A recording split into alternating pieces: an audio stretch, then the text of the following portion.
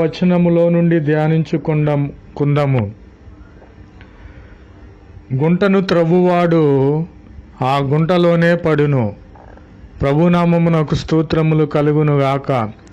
నీ శత్రువులైన వారు నీకు వలపన్ని గుంటలు త్రవ్వి ఆ గుంటలో ఆ వలలో నిన్ను పడద్రోయాలని చూస్తున్నారని నీవు ఆలోచన చేసి ఉన్నావా? ప్రభు అయిన క్రీస్తు వారి యొద్దకు రా. ఎవడైతే నీ కొరకు మరణకరమైన గుంటను త్రవ్వి ఉన్నాడో వారు త్రవ్విన గుంటలోనే పడేటట్లుగా ప్రభు అయిన క్రీస్తు వారు చేసే దేవునిగా ఉన్నాడు. ప్రభునామమునకు స్తోత్రములు కలుగును గాక. ప్రియమైన సహోదరులారా, ఈ మాటలు అబద్ధములు కావు, ఎంతో నిజమైనవి.